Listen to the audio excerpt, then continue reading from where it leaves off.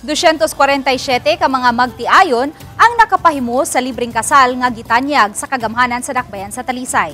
Samtang karong gabi, adunay concert usab ang Talisay City Hall compound isip kabahin sa kalihukan sa Charter Day celebration.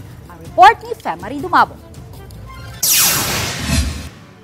247 kaparisan na nakabenepisyo sa libreng kasal nga gipahigayo sa Santa Teresa de Avila sa Barangay Poblasyon, Dakbayan sa Talisay kagahapon sa hapon. Gilagway ni Mayor Samsam Gulyas nga kinina ang labing daghang parisan sa mga gikasal nga nakapahimo sa programa sukad gilusad ang programa sa Dakbayan sud na sa tulo ka tuig. Tipik kini sa kalihukan sa 24th Charter Day karong Enero 12. Libre ang tanan gikan sa pagkuha sa mga dokumento, pagpakasal sa simbahan hangtod na sa resepsyon. Giusab ang basketball gym sa Lagtang nga nahimong maanindot kay nga reception nga daw usa ka hotel tungod sa manindot nga pagkadisenyo niini. Gawas niini giandaman usab ang bag-ong mga kinasal og lamian nga mga pagkaon ug may paletsyon pa. Aduna usab mga regalo gikan sa kagamhanan.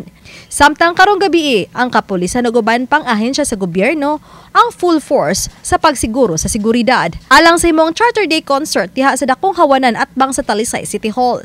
Gipahibaw ni Joy Tumulak, hepe sa City Toda, nga posibleng sirad-an ang usa ka lane sa Cebu South Coastal Road at bang sa Talisay City Hall karong gabi. Tungod kini sa posibleng pagsugwak sa mga tawo nga gibanabanang moabot sa kapin 20,000 nga mosaksi sa libreng concert. Yawhag lang ang mananaw sa pagsunod sa mga do's and don'ts.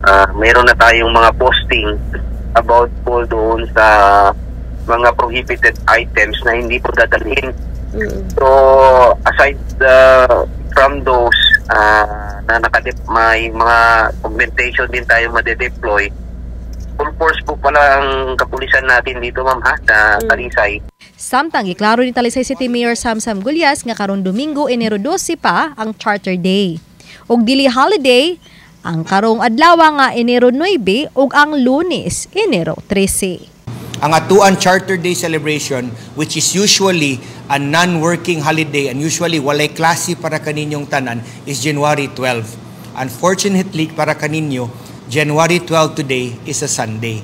So maunay sitwasyon karon, so January 9 bisag naatay kalihukan, that is not a holiday. Obani Clans Gabutin og Rod Prado, Femari Dumabok. Balitang Bisdak.